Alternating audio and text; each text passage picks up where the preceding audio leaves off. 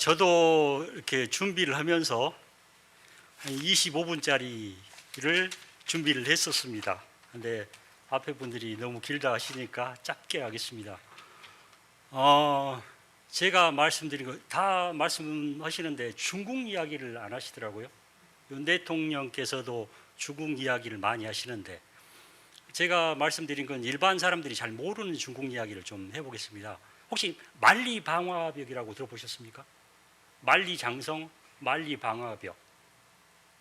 이거에 대해서 좀 말씀드리려고 하는데요. 천안문 사태가 1989년에 생깁니다. 상당히 사람 많이 죽었죠.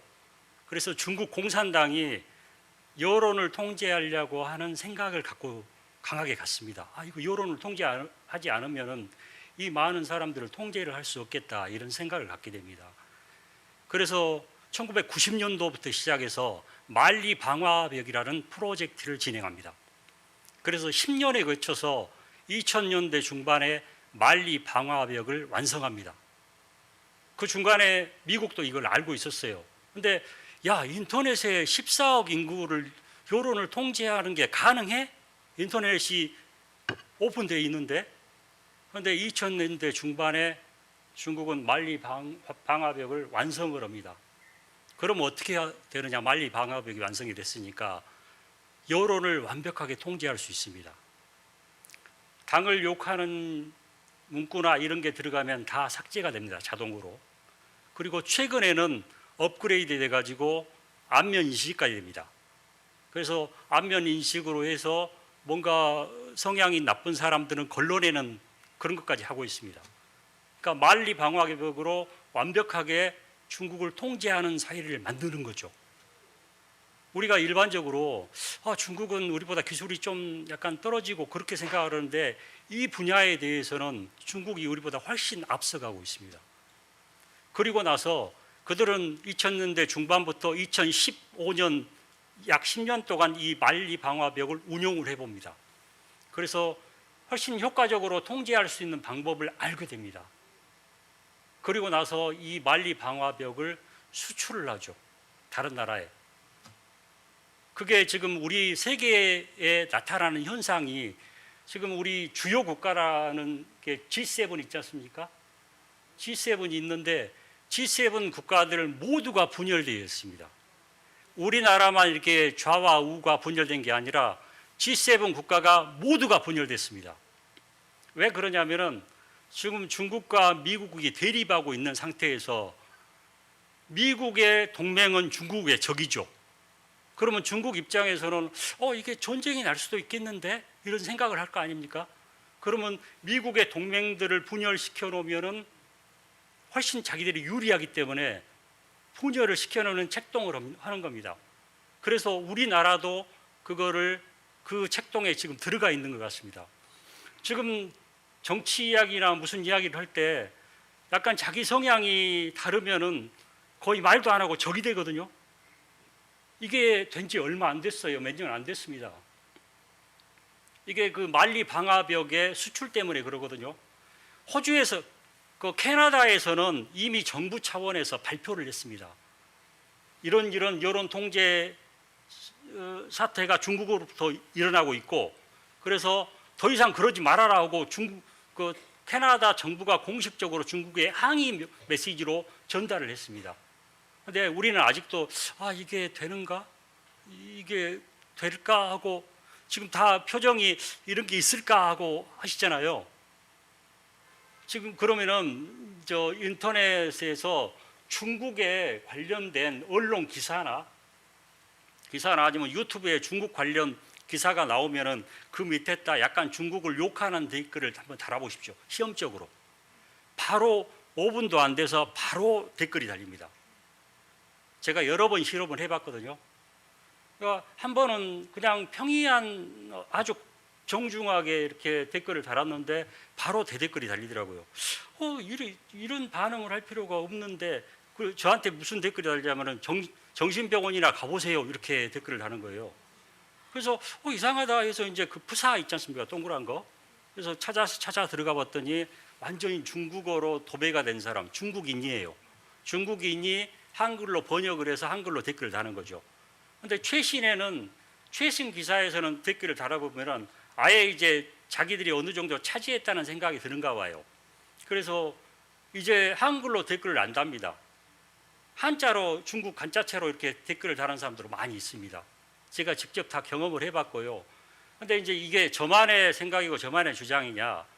작년 9월 달에 우리나라 교수님 두 분이 그 중국의 댓글 부대에 대해서 자세하게 연구를 했습니다. 그래서 이제 논문 그 발표를 했는데요. 텔레비전도 많이 나왔습니다. SBS도 나오고. 근데 이 중국의 댓글 부대들이 조직적으로 활동을 해요. 한 사람이 활동하는 게 아니라 그분들이 몇 년에 거쳐서 이제 그 연구를 했는데 한 사람이 댓글을 딱 달잖아요. 그러면 그 비슷한 댓글을 맞아, 네 말이 맞아 하고 쭉 다는 거예요. 근데 이제 그분들이 연구를 한 게 이제 정치적 사안에 대해서 이렇게 그런 이야기를 주장을 하면은 또 극렬히 좌우로 대립을 하겠죠. 그래서 이제 그분들이 연구를 한 게 주로 경제적 사안 그리고 남녀 갈등 조장 사안. 그래서 이제 구체적으로 그분들이 찾아낸 게 예를 들어서 이제 현대 자동차가 나온다. 경제적인 인간에서 현대 자동차가 나오면은 흉기차가 되겠어? 나 흉기차 안 살 거야. 중국 차도 많이 나오니까 나는 흉기차 절대 안 사고 다른 차 살 거야. 그리고 삼성 휴대폰이 나오면은 뭐 삼성 휴대폰 뭘 이겼어? 뭐 혁신이 있어? 나 휴대폰 안 살 거야. 샤오미나 살 거야. 아니면은 애플이나 살 거야. 이런 댓글을 조직적으로 계속 다 한다는 거예요. 그게 몇 년간의 연구 결과로 밝혀낸 거예요. 근데 그 교수들이 그 밝혀낸 방법들로 인해서 이런 댓글 부대가 있다는 게 밝혀졌을 거 아니에요. 근데 그 방법들이 그게 미국의 교수가 밝혀낸 그 방법 그대로 차용해서 갖다 쓰니까 이제 그걸 이제 밝혀낸 건데, 그러면 그 미국의 그 교수가, 하버드대 교수가 그 밝혀낸 그 방법이 있다는 것은 미국에서도 똑같은 그런 댓글 부대들이 활동을 하니까 하버드 교수가 그 방법을 만들어낸 거겠죠. 그러니까 이게 광범위하게 지금 활동을 하고 있습니다. 그 하버드대 교수의 주장에 의하면은 약 4천만 명의 댓글 부대가 있습니다. 그러면 그 댓글 부대 이름을 우마오당이라 하거든요. 우마오당이 그 중국어로 0.5 위안이라 하더라고요. 댓글 하나 달 때마다 0.5 위안을 주는 겁니다. 1위안이 200원이거든요. 0.5 위안이면 100원이죠. 댓글 하나에 100원을 주는 겁니다. 그래서 제가 좀 더 추적을 해서 알아봤더니 그 우마오당은 중국 공산당의 공무원입니다. 그러니까 제가 친구한테 그 이야기를 했더니 야 그럼 4천만 명이라 그러는데 왜 이게 밝혀지도 않고 있느냐. 그러니까 제가 더 추적을 해봤더니 그 우마오당이 중국의 공무원들입니다. 기본급을 받고 댓글 하나에 100원씩 받는 겁니다. 중국은 철저히 통제된 사회라서 공무원들이 그런 이야기를 밖으로 꺼낼 수가 없습니다. 근데 일부 학자의 연구에 의해서만 나오는 거죠. 근데 그런 댓글 부대들이 광범위하게 우리나라에서 활동을 하고 있습니다. 또 하나 국정원에서 발표한 건데요. 여러분들 그 네이버 뉴스를 보죠. 네이버 뉴스에서는 네이버 회사에서 어느 언론사는 그 기사가 바로 첫 화면에 뜨고 어느 언론사는 그러니까 언론사답지 않는 언론사는 통제를 합니다. 그러니까 상당히 정제된 의견이 나오죠. 그런데 요즘에 구글 뉴스 많이 보죠. 예전에는 네이버 뉴스를 보는 게 한 70% 됐는데 지금은 구글 뉴스와 네이버 뉴스가 절반 정도 됩니다. 근데 구글은 미국 회사 아닙니까? 통제가 안 돼요. 그래서 구글 뉴스를 보다 보면은 정말 특이한 그 언론사들이 예를 들어 노년일보, 뉴오토포스트 이런 언론사들이 있습니다. 그래서 국정원에서 발표한 게 그런 그 약 30여 개의 언론사가 본사가 중국에 있습니다. 중국 사람들이 운영하는 것이고요. 그런데 기사만 한글로 나옵니다. 그래서 아까 처음에 그 노년일보를 좀 더 이야기해 보자면 노년일보에 어느 날 기사가 떴어요. 어떤 기사가 떴냐면은 중국 연예인의 이혼 사실을 띄우더라고요. 우리가 중국 연예인 잘 알지도 못하는데 왜 이 기사를 띄우지? 그래서 찾아봤더니 노년일보도 마찬가지로 국정원에서 발표한 중국인이 운영하는 한글로 발표하는 언론입니다. 한글로 배포하는 언론. 그러니까 구글은 그 네이버 뉴스는 네이버가 좀 통제를 하지만 구글은 얼마나 이렇게 봤는지 기사를 얼마나 몇 명이나 검색했는지에 따라서 추천을 하거든요. 그러니까 중국인들이 댓글 부대들이 그 언론 기사를 많이 추천하면 추천할수록 그 언론사가 바로 상단에 뜰 수 있는 가능성이 높아진다는 겁니다. 그게 국정원에서 직접 발표한 내용입니다. 그래서 우리나라 언론들이 언론이나 댓글 부대가 광범위하게 중국에 의해서 지금 통제가 됐다. 예, 이거는 제 뇌피셜이 아니라 사실입니다.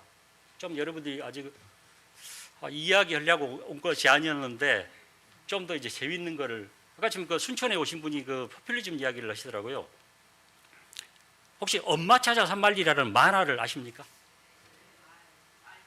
알죠? 예. 엄마 찾아 산말리의 소년 주인공이 마르코입니다. 마르코의 고향은 어딜까요? 어느 나라일까요? 이탈리아. 근데 마르코의 엄마가 다른 나라에 돈 벌러 갔거든요. 그래서 마르코가 엄마 찾으러 가는 여정을 하는 게 엄마 찾아 산말리예요. 그러면 엄마 찾아 산말리에서 마르코 엄마는 어느 나라로 돈 벌러 갔을까요? 아르헨티나. 이상하지 않습니까? 아르헨티나 진짜 못 사는 나라인데. 예. 아까 지금 그 순천에 오신 분이 스페인어 전공했다고 해서 이탈리아 포퓰리즘 이야기를 하셨는데 아르헨티나가 1900년도 초반까지 세계 5대 부국이었습니다. 땅이 우리의 30배 정도 됩니다. 땅에 산도 없어요. 평야예요. 굉장히 비옥합니다. 세계 4대 평야 중에 하나입니다. 그리고 광물도 많이 나요. 이번에 전기차에 들어가는 리튬이라는 자원이 있습니다. 아르헨티나에서 이번에 대규모 리튬 원광을 발견했거든요. 자원도 많고 토지도 비옥하고 잘 살 수밖에 없죠. 그래서 마르코의 엄마도 이탈리아에서 아르헨티나로 돈 벌러 간 거죠. 그러면 왜 아르헨티나는 지금 가난해졌을까요? 지금 포퓰리즘 한 10번 정도의 지금 IMF 구제 신청을 했거든요. 우리는 한 번밖에 안 했지 않습니까? 근데 10번 정도의 구제 신청을 하고 한 해에 가장 인플레가 심할 때는 한 해에 11,000%가 인플레가 됐습니다. 그러니까 내가 이거를 100원에 올해 샀단 말이에요. 그러면 다음 연도에는 11,000원인 겁니다. 한 해의 인플레가 그 정도로 살 수가 없죠, 사람들이. 그러니까 그 포퓰리즘을 누가 한 거냐? 페론 대통령. 그냥 선심성으로 쓰는 겁니다. 돈을. 그 부자 나라에서도 선심성으로 쓰다 보니까 그렇게 된다는 거죠. 그 에바 페론이라고 우리 영화에 뭐 돈 크라이 포미 아르헨티나 페론 대통령의 두 번째 부인입니다. 에바 페론이. 영화에서는 이쁘게 나왔지만은 페론 대통령은 아르헨티나를 망친 대표적인 대통령입니다. 그러면은 우리 지금 포퓰리즘이 없나요?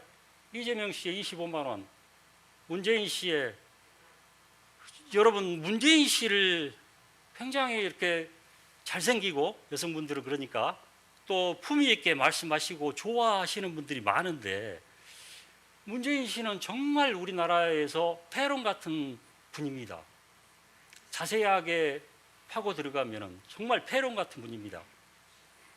문재인 씨가 재임하는 5년 기간 동안에 우리나라의 국가 부채가 600조였거든요. 그러니까 몇십 년 동안 역대 대통령이 쭉 쌓아온 게 600조였어요.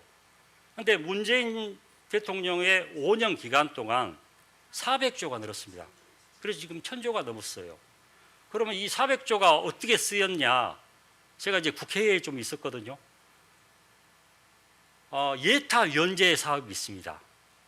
예타가 뭐냐면 예비 타당성 조사라는 건데 우리나라의 국가에 큰 사업을 할 때는 이게 과연 수익성이 나는 건지 이게 사람들한테 그만큼 편익이 가는 건지 조사를 합니다. 한 1년에 거쳐서.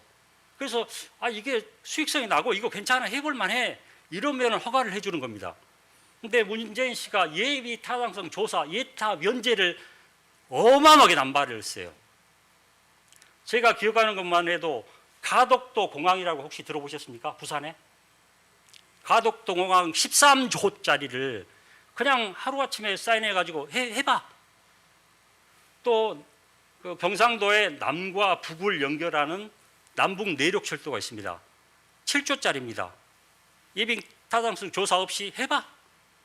또 부산하고 세종시 스마트 시티 조성이라고 해서 3조짜리가 있습니다. 그것도 그냥 해봐. 이렇게 그 재임 기간 동안에 수십 건의 그런 예비 타당성 조사 면제 사업을 해버렸습니다. 그러니까 부채가 400조가 늘어날 수밖에 없죠. 거기에다 수시로 돈 벌고. 이런 사람이 문재인 씨에 대해서는 정말 할 말이 많습니다. 그거는 이제 경제적인 면이고, 법원에서는 김명수 대법원장을 임명을 했습니다. 김명수 대법원장이 우리법 연구회 출신입니다. 김명수 대법원장이 그래서 우리법 출신들을, 연구회 출신들을 그 법원 곳곳에 다 포진해 놨습니다. 지금 헌법재판소에서도 그때 김명수 대법원장이 임명한 사람들이 2명이나 있습니다. 곳곳에 다 심어놨어요. 거기다가 공수처를 만든 것도 문재인 대통령입니다. 공수처를 만드는 것에 대해서 제가 법조계 제 선배가 한 분 계시는데 그분이 그러시더라고요. 다른 대통령들은 최소한 헌법 체계 내에서 뭔가 바꾸려고 했다. 근데 이분은 헌법 자체를 다 뜯어고치면서 한다. 이게 뭐냐? 이렇게 한탄하는 사람, 그분이 민주당의 어떤 그 심사위원이세요. 민주당의 심사위원인데도 불구하고 그런 비판을 하더라고요. 그래서 변호사가 저렇게까지 이야기를 하는구나. 그러니까 좌우지간 이 문재인에 대해서는 까면 갈수록 1시간, 2시간을 이야기를 해도 계속 이야기를 할 수가 있습니다. 그런데 제가 오늘은 너무 길게 안 하고 2가지 이야기하겠습니다. 포퓰리즘의 위험성하고 중국의 만리 방화벽 주의하자. 감사합니다.